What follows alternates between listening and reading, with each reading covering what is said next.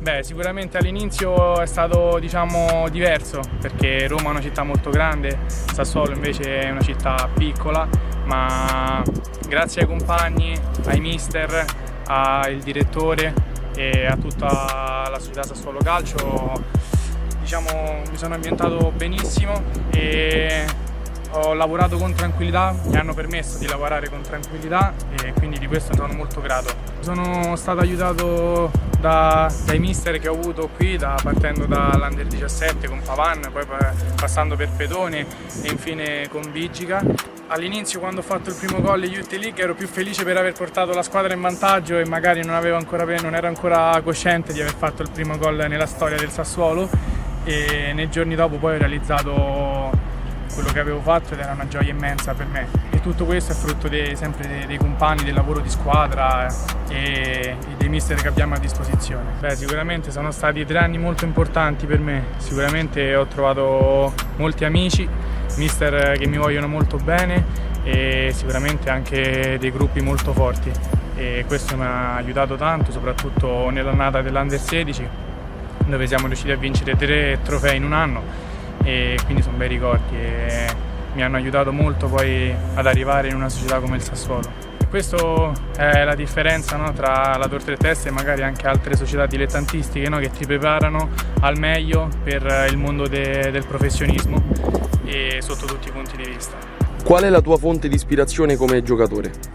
Sicuramente al giorno d'oggi direi Pedri, per me è il centrocampista più forte al mondo e che riesce a abbinare fase offensiva e fase difensiva, e molte volte mi fermo in convitto a guardare molti suoi video su YouTube e quindi spero di arrivare ai suoi livelli. Il mister è veramente una persona a livello umano spettacolare e mi ha accolto fin da subito e non mi aspettavo la chiamata in ritiro a inizio anno, e quando mi ha chiamato ero molto contento e ho un bel rapporto con il mister, mi ha dato anche, diciamo, fiducia nel portarmi 2 volte convocato in Serie A, una con il Como e l'altra con il Napoli, e quindi devo tanto a lui e spero di continuare questo percorso con lui. Cosa significa per un romano imporsi in un'altra città, al momento ancora nel settore giovanile, però chissà, magari un percorso come qualche altro romano che è passato di qua e che poi è ritornato nella capitale da protagonista? Certo, sarebbe un sogno, però come ho detto siamo calciatori, quindi dobbiamo mettere in conto il fatto di prendere le valigie e andare in altri posti e adattarci velocemente, diciamo, al ritmo di altre città e di altre squadre, anche se la capitale, Roma, rimane sempre nel cuore.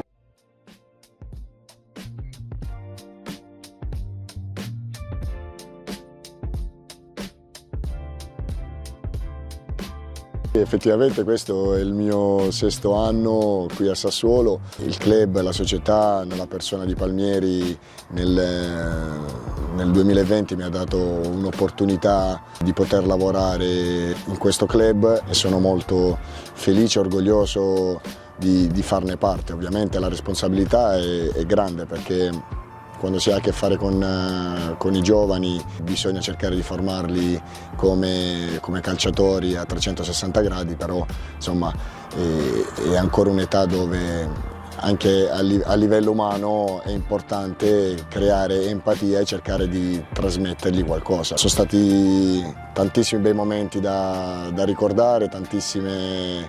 avventure, quindi in più il club ha dimostrato grandissima fiducia in me, rinnovandomi il contratto ancora per un altro anno, quindi non posso che ringraziare la famiglia Squinzi, Giovanni Carnevali, il nostro amministratore delegato, il presidente Rossi, Angelo Carbone e ultimo e non per importanza Palmieri, già citato prima, che comunque è stata la persona, insomma, che mi ha voluto fortemente qui. Secondo me quando alleni un settore giovanile devi mettere da parte il tuo ego, cioè tu ti devi mettere a disposizione dei ragazzi. E come dicevo prima, abbiamo raggiunto dei risultati importantissimi, forse insperati, ma è stato il frutto del lavoro fatto dalla direzione tecnica e poi da tutti quelli che lavorano sin dalla fascia bassa, che hanno cercato e che cercano di migliorare con grande passione, con grande amore ogni giorno tutti i ragazzi che poi arrivano alla primavera. La primavera è la punta dell'iceberg del settore giovanile, siamo trattati come una prima squadra, non ci manca nulla, abbiamo tutto a disposizione, quindi è anche facile per certi versi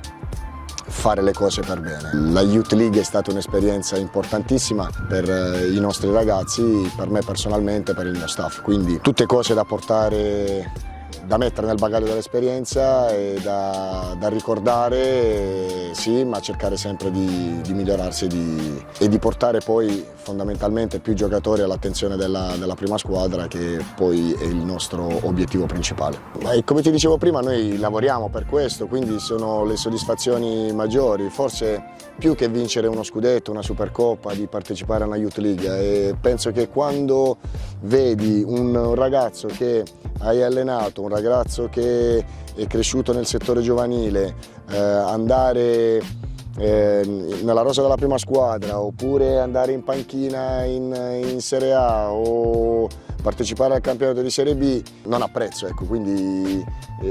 quello poi è quello che noi vogliamo fare quotidianamente, ogni giorno, per formarli il più possibile, soprattutto dal punto di vista mentale, perché io penso che chi arriva a giocare nella Primavera 1 del Sassuolo o nel campionato di Primavera 1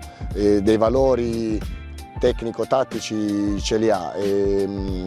devono capire soltanto che che prima fanno diciamo la crescita mentale e prima possono togliersi delle soddisfazioni e essere presi in considerazione dagli addetti ai lavori, ecco. Parlando di ragazzi che ho allenato, uno in primis si vedeva, insomma, che sarebbe stato o che avrebbe fatto strada, e parlo di Dusan Vlahovic, che ho allenato alla Fiorentina. La differenza la faceva proprio a livello mentale, e la sua voglia di migliorarsi era da esempio per gli altri suoi compagni. Poi un ragazzo invece che ho allenato qui, che si chiama Ryan Flamingo, che poi insomma è andato a trovare fortuna altrove. Ecco, con lui ho avuto qualche difficoltà, perché era un giocatore che, se tu lo vedevi durante la settimana, la domenica non l'avresti mai fatto giocare, e qualche volta, ti dico la verità, l'avevo anche messo in dubbio, ma Palmieri mi aveva subito fatto rinsavire dicendomi che era un giocatore forte, e mi sono reso conto che lui non faceva fatica, era talmente bravo in tutti i fondamentali che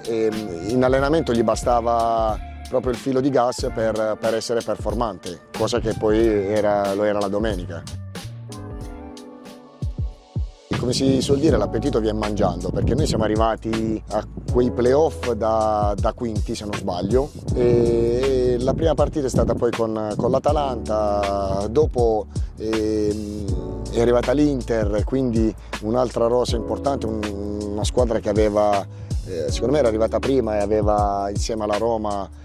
dominato la regular season, e poi i ragazzi probabilmente hanno avuto è cresciuta quella convinzione, quell'autostima che li ha portati a fare qualcosa di incredibile. È una questione di alchimia che si crea tra i ragazzi, di crescita ovviamente individuale e poi di squadra, e i risultati li portano a credere ancora di più in loro stessi e a un obiettivo da raggiungere. Sì, effettivamente, probabilmente noi ex calciatori partiamo, diciamo, con un vantaggio, che è quello di aver fatto da bambini un settore giovanile, poi di aver sviluppato tanta esperienza nel campionato professionistico, però penso che sia più importante capire il momento che stai vivendo e capire cosa stanno pensando i tuoi calciatori. Penso che il vantaggio più grande poi sia quello. Io ho iniziato a fare questo lavoro pensando di voler arrivare, cercando di voler arrivare più in alto possibile. Ovviamente per noi che arriviamo dal settore giovanile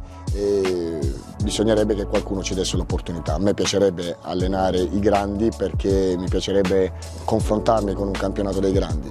però dipende da quello che c'è, dalle possibilità che hai, da quello che viene fuori. Se questo non dovesse essere possibile perché non mi viene data l'opportunità, lavorare con i giovani mi piace molto, perché perché ti dà grandissime soddisfazioni. La maggior parte degli allenatori, io parlo del campionato di Primavera 1 perché è quello che ormai da 9 anni faccio, ce ne sono passati tanti, qualcuno come Fabio Pisacane, anche Paolo San Marco stesso ha avuto la possibilità, io stesso ho avuto quella bella parentesi qui a Sassuolo, ce ne sono,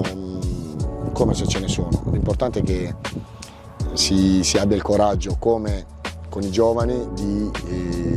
si abbia il coraggio di buttarli dentro, di dargli un'opportunità, di farli crescere e non bastonarli alla prima difficoltà.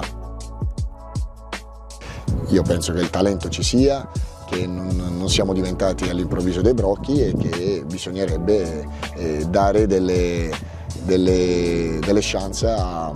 dei ragazzi che sicuramente potrebbero far bene subito con le prime squadre, perché di solito le statistiche dicono chi fa bene, chi è già un giocatore importante in Primavera 1, di solito arriva a giocare anche in Serie A.